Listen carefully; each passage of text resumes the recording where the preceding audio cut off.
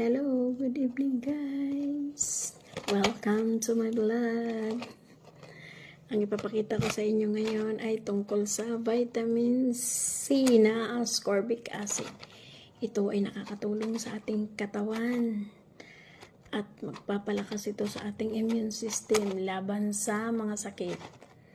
Kaya pwede tayong uminom nito for adult only. 500 mg ito.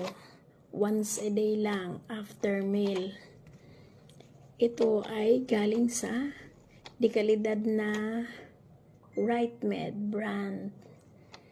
Kaya 100% ito na kailangan natin to sa ating katawan para tayo ay hindi magkakasakit dahil ito ay vitamin C.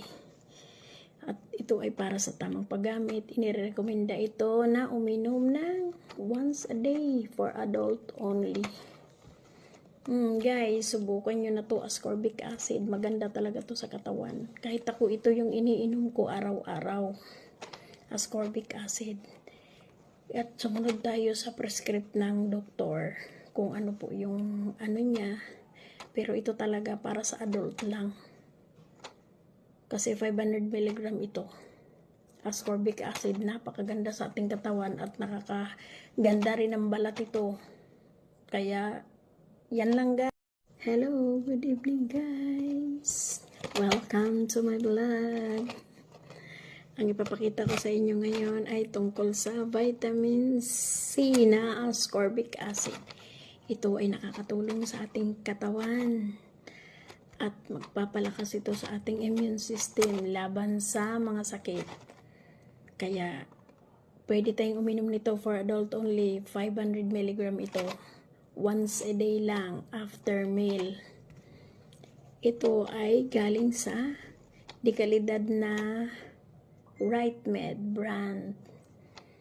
Kaya 100% ito na kailangan natin to sa ating katawan para tayo ay hindi magkakasakit dahil ito ay vitamin C. At ito ay para sa tamang paggamit. Inirekomenda ito na uminom ng once a day for adult only. Guys, subukan nyo na to ascorbic acid. Maganda talaga to sa katawan. Kahit ako, ito yung iniinom ko araw-araw. Ascorbic acid. At sumunod tayo sa prescript ng doktor kung ano po yung ano niya. Pero ito talaga para sa adult lang. Kasi 500 mg ito. Ascorbic acid, napakaganda sa ating katawan at nakakaganda rin ang balat ito. Kaya, yan lang guys.